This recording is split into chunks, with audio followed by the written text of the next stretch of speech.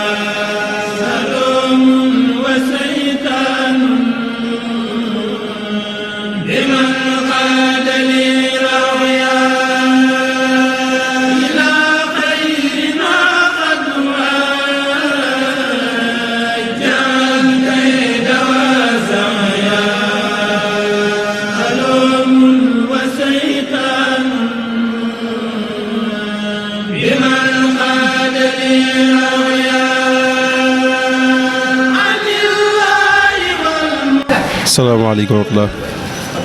mbokk julli mbokk talibé mbokk daayira Khidmatul Khadim ñi ngi leen nuyu di leen ziar di jiital nuyoo bi sëñ Modou Diop Kellel mi nga xam si moo jiite liggéey di ko ziar bu baax waaye di nuyu jëriñu soxna yi soxna Lo Gueye di ko ziar bu baax sëñ Abdou Khadir bu dee ci côté bi nga laaj muy lu jëm lu waral wàllu mburu bi nga xam si ni ñu ngi koy indi ci xidma mu mel ne rek xidma moom day bërëb boo xam si ni fi nga koy defee ci jumaa ji daanaka jamono ju nekk rek gur yàlla yi ak nit ñu baax dañ fay romb di yëkkat si alal di ko fa def ñi indi seen addiya xaalis ñi defa romb di indi ay mbuus tàngal wala lu mel ne xeet yi mburu mi ñu fi indi mburu mi nag mel na ne sëñ Fallou moom sëñ Sidi Abdoulaat moo ko fiy indi ay jamono ci gannaaw nag bi mu ko commencé yàgg na lool ay jamono moo ko daa indil boppam sax jamono ju nekk rek mu daan dal otoom jënd ko indi ko boppam waaye xëy na bi ñu demee ba xat-xati jamono tënk ko moo ko indi mu nga xam mu continué di joxe addiya ji ñu koy jënd si fii ci pour bi nekk ci Daaru Xudoos nga xam si léegi sëñ Fallou moom jëf di mi ngi koy wéyal jamono ju nekk rek saa yu ñu ci tollee rek sa guddi àjjuma dina yónni addiya ji ñu waaxu dem ba ci pour bi jëlee ko suñu bopp nga xam si nii moom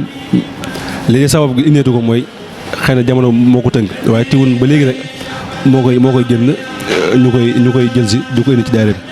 bi moo waral sax xidma rek ngeen gis ñu dem jëli ko indi ko ngir jox ko mbooloo mi nga xam si ñu ngi jumaa di seetal liggéey bi di seetal bërëb bi waaye nag mburu moom ndeysaan daa baax ba nga xam si ni maanaam jamono ji nekk lu ñu jël rek dañ koy wax ñaata la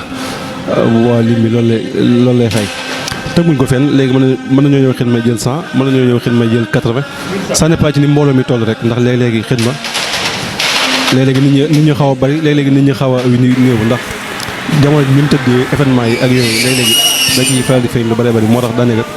jamono ju nekk rek dañuy xool li ñëw xidma nu mu toll rek ñu xayma ko xam na tey nangami mburu lañu war a jël ñu jël ko indi ko bu ndékkee daal koy jox addi tey ji rek ñu ngi nii jël 100 paires lañu jël tey kon bàyyi na lool ndax 100 boo ko divisé deux rek ndax léegi mbooloo mi ça n'est pas ni muy demee rek léeg-léeg ngeen nekk sekkee mën nañoo bari ba nga xam si ni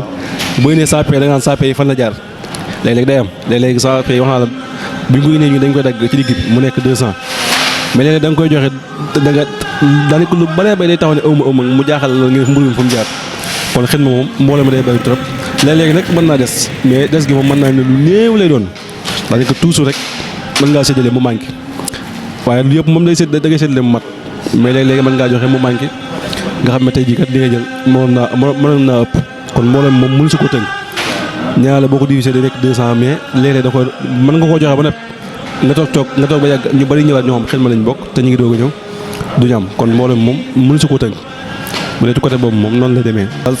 sëñ Fallou moom sëñ Sidi moo fi Abdoulaat moo ko indi jamono ju nekk kon ñu ngi koy sant bu baax di ko ñaanal Mbàkke mu yàgg fi loolu te ànd ak wér gu yaram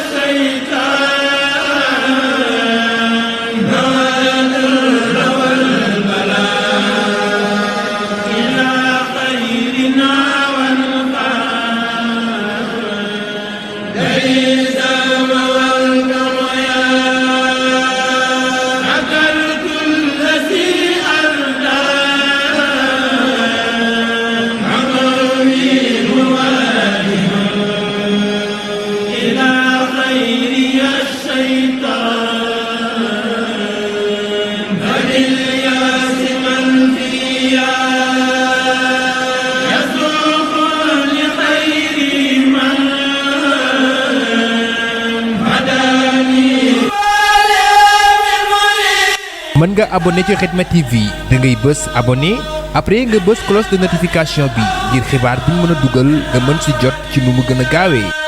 Khidma TV, la chaîne d'actualité autrement.